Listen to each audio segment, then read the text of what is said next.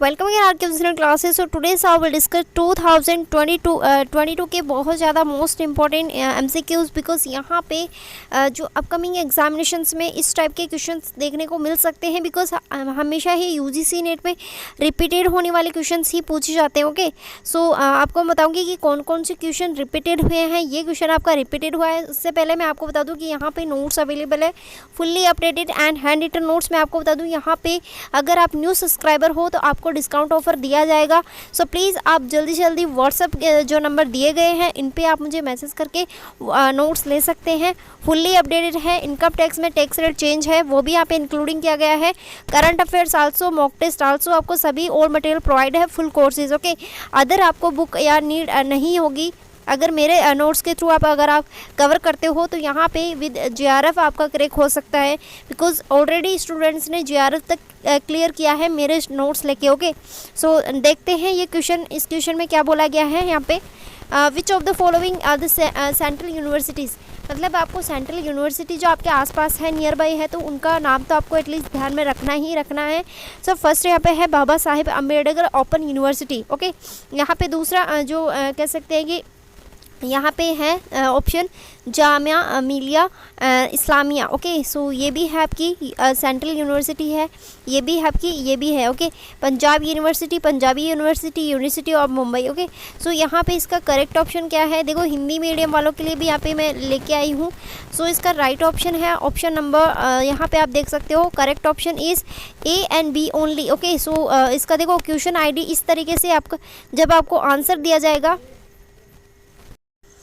तो आपके answer sheet इसी टाइप से आपको दिखेगी एंड यहाँ पे आपको सॉल्यूशंस भी इसी टाइप से दिखेंगे। सो जो भी आप करेक्ट करके आए हो वहाँ पे वो यहाँ पे क्वेश्चन आईडी आपको शो होगी एंड जो यूजीसी ने करेक्ट माना है वो भी शो होगी। सो ये क्या है, ये यहाँ पे क्वेश्चंस पूछे गए हैं ऑलरेडी, तो वो मैं आपको करवा रही हूँ। सो इसका राइट ऑप्शन है ऑप्शन नंबर यहाँ पे ए एंड बी ओनली। तो मतलब कि ए एंड बी ओनली में है डॉक्टर बाबा साहेब अम्बेडकर मुक्त विश्वविद्यालय एंड जामिया मिलिया इस्लामिया। आपकी यूनिवर्सिटी क्या है, सेंट्रल यूनिवर्सिटी है।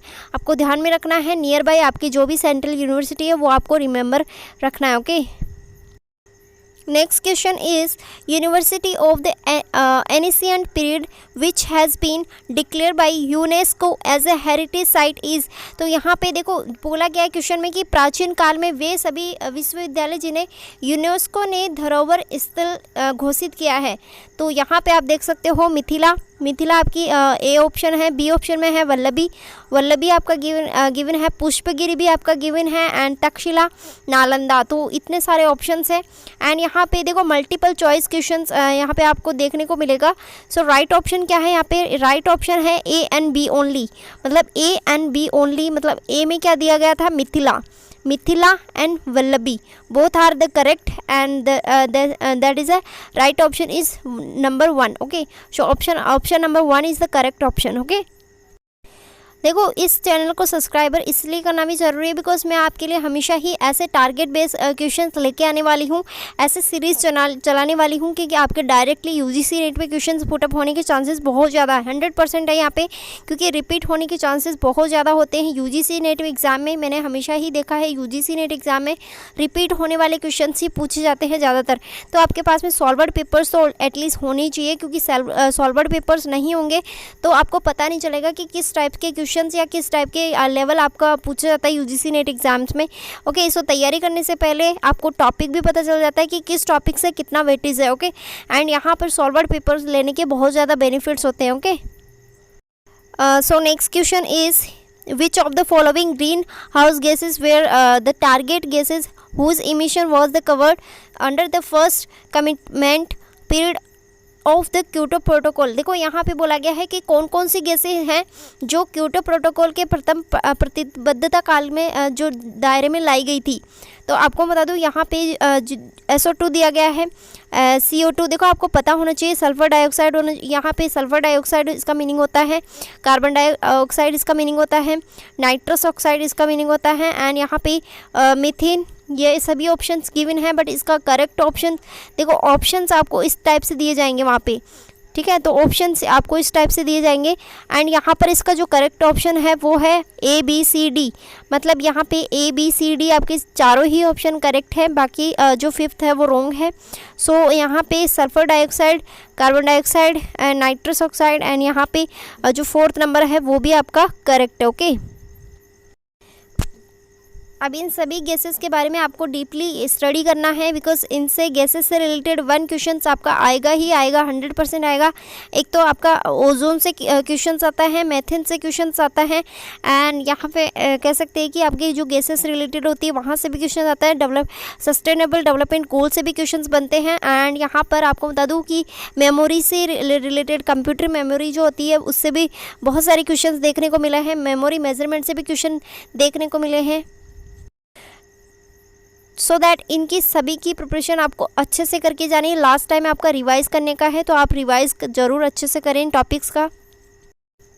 नेक्स्ट क्वेश्चन आपका है मैच द फॉलोइंग। देखो यहाँ पे मैच द फॉलोइंग बहुत इजी टाइप से क्वेश्चंस होते हैं, बिकॉज यहाँ पे देखो सिस्टम सॉफ्टवेयर नाम लिखा हुआ है। सिस्टम सॉफ्टवेयर पहले आपको यहाँ पे सर्च करना है कि सिस्टम किस में है या फिर सॉफ्टवेयर किस में है। तो देखो आपको सिस्टम यहाँ पे दिख गया, तो सिस्टम आपका डायरेक्टली इससे मैच कर जाएगा, library management system. Okay, next है आपका एप्लीकेशन सॉफ्टवेयर। एप्लीकेशन सॉफ्टवेयर क्या होता है आपका? एप्लीकेशन सो दैट यहाँ पे इसका आंसर है application software related to compiler. Okay, compiler and security software is related to automatic fridge. Okay, automatic fridge से रिलेटेड है। एंड जो आपका डी है वो डी ऑप्शन आपका मैच करेगा फेयरवेल से। ओके, सो नेक्स्ट आप देख सकते हो कि इसका करेक्ट ऑप्शन है, करेक्ट ऑप्शन यहाँ पे दिया गया है 1। ओके, करेक्ट आईडी क्या है 1। ओके, ये क्वेश्चन आपका मैथमेटिकल बेस है, कथन और निष्कर्ष वाले क्वेश्चंस आपसे पूछे गए हैं ट्रू और फॉल्स के अंदर। ओके, सो दैट यहाँ पे ऐसे भी क्वेश्चंस आते हैं जो कथन और निष्कर्ष वाले होते हैं। आपको कथन दिए हुए रहते हैं। ओके, तो कथन दिए हुए हैं, आपको क्या निकालना है? निष्कर्ष निकालना है। ये आपको पता लगाना है कि ये ट्रू है या फॉल्स है। इस टाइप के भी क्वेश्चंस आते हैं। Okay, so first of all ये क्वेश्चन आया हुआ है, ये जो नंबर है ये क्या नंबर आपका डिविजिबल है 66 से, ये आपको पता करना है। ओके, नेक्स्ट यहाँ पे है set of the number, natural number, मतलब एक सेट होता है नेचुरल नंबर। नेचुरल नंबर आपको पता है 1 2 3 4 एंड इन्फिनिटी तक जाते हैं। ओके, इन्फिनिटी आपके नेचुरल नंबर हो गया। सो इनको क्या अपन होल नंबर भी बोल सकते हैं। मैथमेटिक्स में पढ़ा होगा कि होल नंबर के अंदर सभी मतलब इंक्लूडिंग होते हैं, लेकिन नेचुरल नंबर 1 से स्टार्ट होता है। ओके, पढ़ा तो है आपने। तो देखो यहाँ पे आपसे पूछा क्या गया है, इसमें से कौन सा कथन है वो सही है। सही का आपको आंसर बताना है। तो देखो both statement first and second are true. Okay, तो first option is correct, because दोनों ही यहाँ पे करेक्ट है। ओके, देखो आपके पास में इसी टाइप के क्वेश्चंस आपसे पूछे जाएंगे एंड आने की संभावना बहुत ज़्यादा है, 100%। मैं आपको बता रही हूँ कि हमेशा ही रिपीट होते हैं क्वेश्चन, तो आपको इनको एक भी मिस नहीं करना है। जो मैं आपको क्वेश्चंस बता रही हूँ इनसे रिलेटेड आपको पढ़ के जाना है, तो 100% आपका GRF का टारगेट वो फुलफिल होगा। एंड यहाँ पर देखते हैं next question. Next question is given स्वतंत्र भारत का पहला शिक्षा आयोग। देखो मैं मेरे नोट्स के अंदर है वो पोस्ट एंड प्री इंडिपेंडेंट वाली जो भी आपकी शिक्षा है, कमीशन है, एजुकेशन कमीशन है, वो सभी इंक्लूडिंग किए गए हैं। Pre independent, post independent. Post independent का Kothari commission is the most important. Kothari commission से लास्ट 2 ईयर से इतने सारे क्वेश्चन आए हैं, बहुत सारे। ओके, उसके जो आपका कह सकते हैं कोठारी कमीशन का जो ईयर है वो भी याद रखना है आपको। कोठारी कमीशन से रिलेटेड आपको सभी चीज़ें याद रखनी है। This is the most important. यहाँ पे इसका आंसर है secondary education of commissions. You can see here this is the correct answer. Okay, ये NT की तरफ से करेक्ट आंसर बताए गए हैं, तो ये फेक आंसर नहीं है। सो प्लीज़ इन वीडियो को लाइक करें, शेयर करें एंड सब्सक्राइब तो जरूर करें चैनल को। Thank you so much for watching this video.